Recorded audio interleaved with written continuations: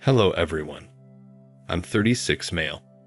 My ex-wife, Avery, 29, and I were married for only 3 years before everything went south for me, and she revealed her true colors. Avery and I dated for a year and 4 months before we got married.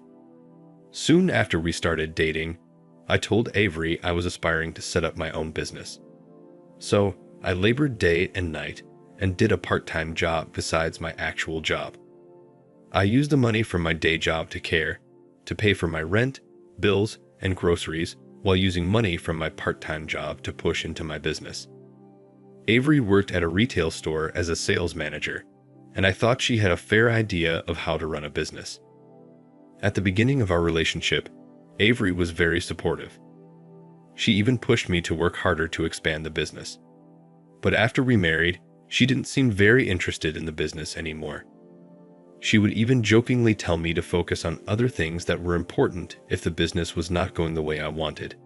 But I was adamant because it was my dream, and I knew it was possible to make it happen. Fast forward to the first year of marriage. After several meetings and much persuasion, I got a big break when one of my wealthy friends volunteered to invest in my business. Avery and I were over the moon celebrating our win. She pretended she believed in me and continuously pushed me to get things done.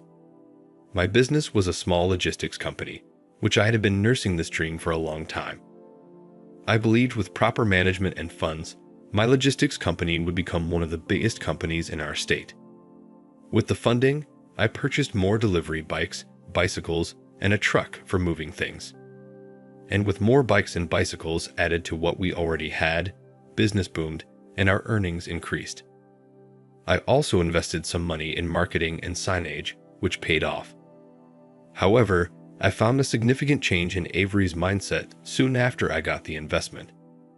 Before that money came in, Avery and I had no major reason to fight. Even if we argued about something or disagreed on something, we always settled it before we went to bed. But after the funding came, Avery and I fought most days, and the reason was money. She argued because she wanted me to give her some money for shopping, move us into a bigger apartment, and go for a week's vacation, all with the money that was meant to be invested in my business. When I kicked against the idea, she was mad. I understood the shopping aspect and even promised to give her money to buy a beautiful Chanel bag she had admired, but she wanted more.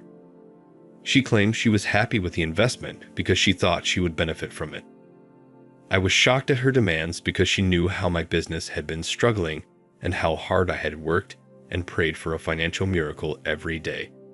And when it came, I wasn't expecting her to make such demands, not at that time. Even if I were to take her shopping, move into a bigger apartment, or take her on vacation, it would have been from the profit I made from my business in the long run, rather than from the money I was supposed to invest and grow it. Countless times, I told her the money was not for our personal use. It was meant to be returned with interest to my investor friend. But everything I said fell in deaf ears, and she wouldn't stop nagging about it. She started calling me selfish and said I was trying to take all the money my friend gave me for myself even when I didn't work for it. When her words did not get to me as she expected, she switched to the emotional aspect and would cry all night. For that whole week, we argued, and when I couldn't take it anymore, I agreed to take her shopping on a budget for peace to reign.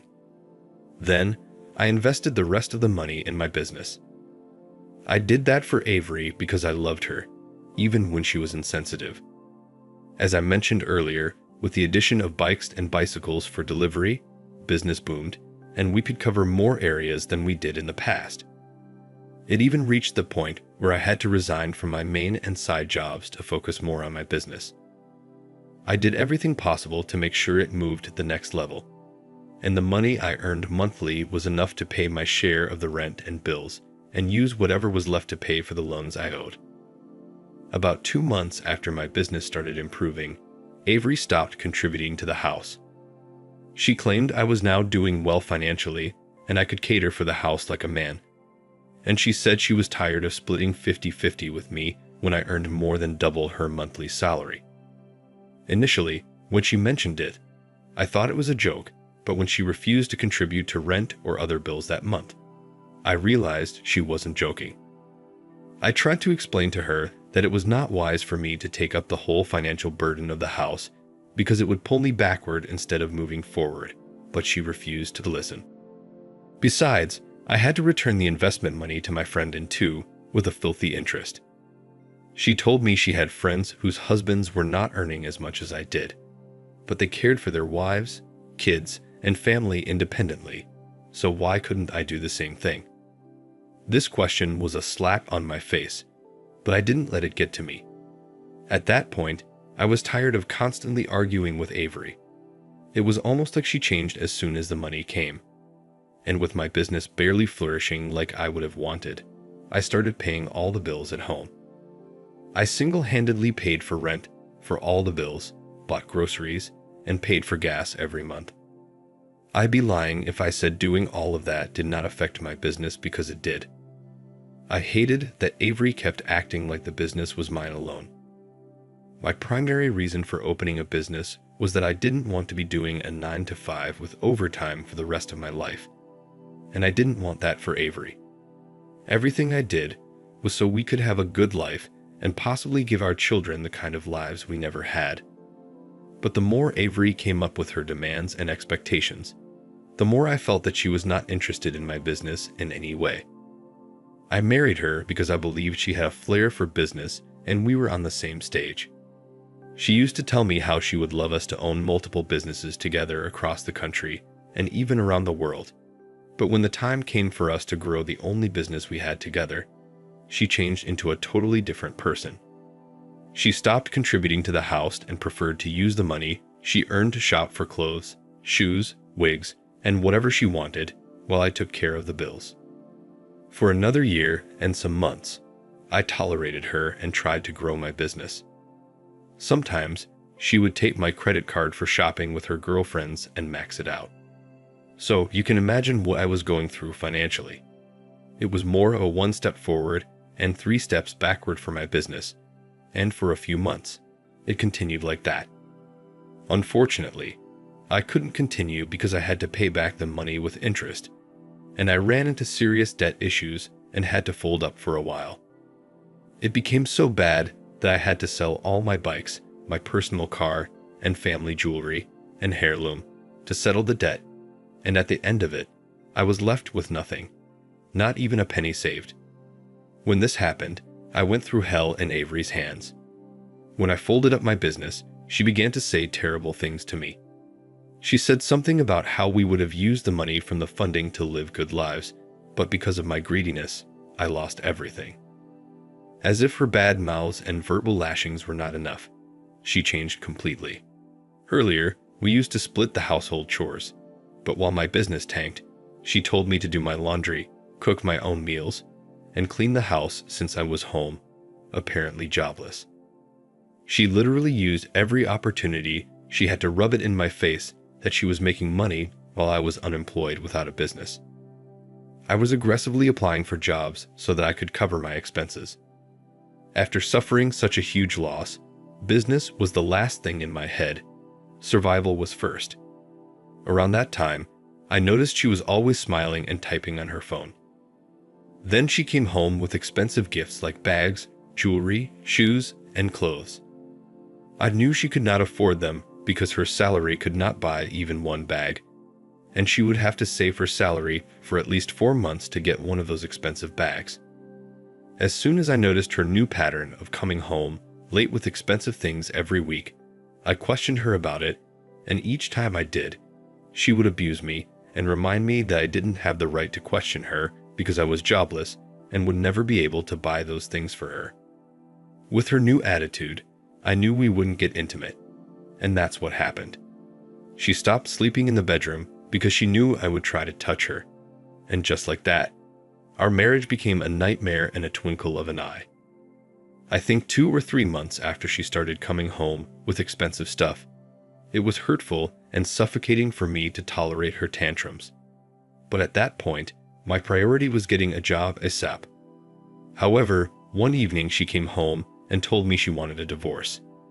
She said she could no longer tolerate being married to me, and she revealed that she married me because she thought I had a promising future, but so far, she wasn't impressed. I didn't try to beg or convince her. I kind of knew that it was coming. I was already tired of everything and believed divorcing each other was the right thing to do. Even though I loved her, I could not live or remain married to a woman who mocked me, insulted me, and made me feel worthless at the slightest opportunity she had, so I signed the papers. She moved out of the house before our divorce was finalized. Shortly after we divorced, I was at home thinking about my life when she sent a message on Facebook. When I opened it, it was a picture of her in a bikini on a yacht with my rich friend. He was the same rich friend that funded my business, and I couldn't have felt more betrayed. At that point, everything made sense. The expensive gifts, perfumes, her returning home late, the new attitude, and finally, wanting a divorce.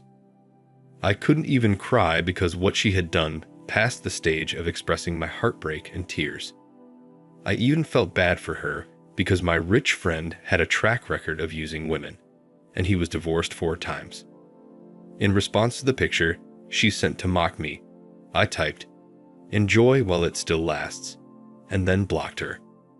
Moving on was difficult, especially with no job and someone to support me financially and emotionally. It was so rough, and there were days I thought of ending things because I was mentally in a very dark place. I even moved in with my younger brother because I could not afford to pay rent or take care of my basic needs. Some of my friends tried to support and helped me occasionally. 4 months after Avery left me, I got a job. The pay was not that great compared to my previous job, but it was a motivating start for me. I worked really hard, did overtime, and I was able to split rent and bills with my brother for 2 months before I got my place. At my new workplace, this senior colleague of mine was particularly fond of me. Her name was Crystal, 47. She was obviously older, and I didn't understand why she would bring me lunch, ask if we could go out and eat together, and so on until I asked her. Crystal said I reminded her of her late brother who passed away when he was younger, and for some weird reason, I looked and walked like him. Down the line, Crystal and I became so close, and when I told her about my past and the business that crashed, she promised to help. In the few months of knowing each other, I had already fallen in love with her. She cared for me and treated me with so much love. I didn't even get that kind of care and love in the 3 years I married Avery. With Crystal, I felt pampered, and I didn't even know when my heart gave way to love again. Surprisingly, help came. Crystal helped me as promised, and I got funding from someone she introduced me to. The person helped because she owed Crystal a favor. On her end, Crystal also gave me a mind-blowing amount of money to invest, with the agreement that I would pay her back monthly. She also shared ideas to push my business forward, expand, and offer something my competitors didn't. I know it all sounds too good to be true, and that's exactly how I felt in the space of 9 months after Avery left me. In fact, if anyone had told me I would bounce back so fast, I would not have believed it. My only disappointment was that Crystal did not see me the way I saw her. She saw me as her brother whom she loved so much, and she promised to keep supporting me as far as I kept to my end of the deal. She was almost 11 years older than me, and I would not have minded. When Crystal said no to me because she didn't want to mix business with pleasure, I was hurt of it, but I got over it and decided to focus on growing back my business. Even though it was almost like starting from scratch because I sold my bikes, I didn't mind. Having a logistics business was something I really wanted, and I was passionate about it. With determination and the funds provided, my business kicked back to life and I was so happy. Just 3 weeks ago, a year after Avery and I divorced, I received a call from Avery. She said she wanted to see me. I thought she must have heard about my new success and wanted to see things for herself, so I agreed to see her. I invited her to my company's location so she could see things for herself. I did this to rub it in her face. When she came, she looked so lean and didn't give the vibes of a rich man's wife. Deep down, I wanted to ask if everything was okay, but I didn't. My sole purpose was to show her I was doing well, even better than the last time, and I'm sure she got the message. Now that isn't the problem. The problem is that she called me again yesterday and asked if I could take her back because she was going through so much at the hands of her new husband. Now for the first update. Thank you everyone for your comments. I'll answer some of the common questions asked in my original post. First, no, I don't have any intentions of taking her back. I only posted this here to get your opinions, which I have. Some of you asked if I knew Avery well enough before marrying her. The thing is, I believed I knew her, and while we dated, she never showed any of those attitudes. She never spoke rudely to me or mocked my business. When I said it was like the Avery I dated and the Avery I married were two different people, I wasn't bluffing. As someone has advised, I will be discarding her immediately because my business is now more important than anything else, and I cannot afford to make the same mistake twice. Meanwhile, I met with her 2 days ago. This time, her whole face was covered in bruises. She told me she regretted divorcing me because even when I had little money, I was good to her and treated her like a queen, and she was sorry for leaving me. She said she wanted to leave her new husband because he was physically assaulting her, and she couldn't even sue him because he was filthy rich. She also feared what would become of her if he cut off everything she benefited from him.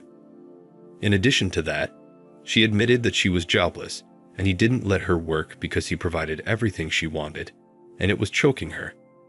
She complained bitterly of his infidelity and how he would bring home different girls daily without minding her presence. From everything she said, I don't know how much of it was all true. All I can confirm is what I had seen on her body. I was sure she was physically, mentally, and emotionally in a bad place. On top of that, she looked sleep-deprived, and in our 1 year plus of dating and 3 years of marriage, I had never seen her look that terrible. As she talked, I couldn't help but notice how impeccable her timing was. It was evident that her abuse did not just start when my business came back to life. She must have been abused from her first month of being married to him. Yet she never called or complained about it until the news of my business reached her. So I decided to play with her as someone here had advised. I gave her all the reasons I could not take her back and watched her beg and plead with me. She said she was deceived by what she saw and believed it was better to be a rich man's wife, even if he didn't love her, than to be a poor man's wife with all the love. But now she had learned her lesson. When she had begged and begged, I told her to give me time to think about it, and hearing that gave her a ray of hope. I can't wait to kill her hope and make her go through the same pain I did. I'll make another update as soon as I take my revenge. Now for the second update. Hi everyone. Trust me, this is not ending as a love story because the story is already over. Believe me, I still cannot get over her betrayal. And no matter how hard I tried, I could not get the image of her face when she humiliated and abused me during my tough phase. It's pretty shameful that she tried to return to me after treating me like I'm worthless. Anyways, it's been a month now. I cannot begin to list everything she had done for me so that I could take her back.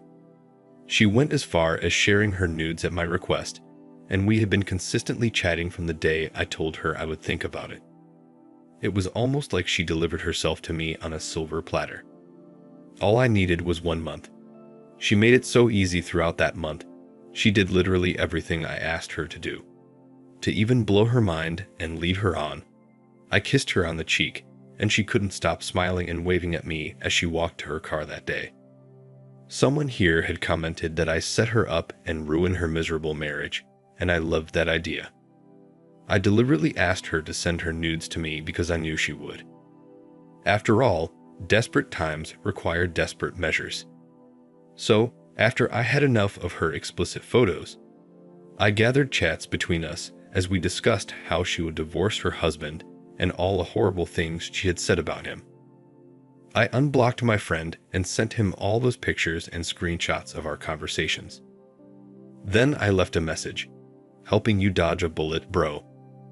I waited for him to see the message and as soon as he did, I got a call from Avery. She was crying and breathing heavily on the phone, and when she could finally talk, she told me her husband threw her out of the house and seized everything he bought for her, because in his words, she came with nothing, so she had to go with nothing. After crying and composing herself, she said she was coming to my place to officially be together like we had planned. I used that opportunity to tell her I was the one who sent everything to her husband, and we could never be together because she didn't deserve any love. When she heard that, she cried more and begged me not to do that to her. I already did. I warned her not to show up at my place or company, or I would have her arrested.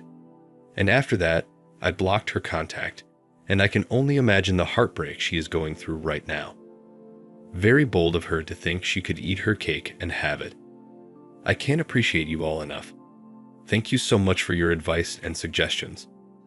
I would not have paid her back so satisfyingly if you all didn't help me. Thank you. Thank you for watching.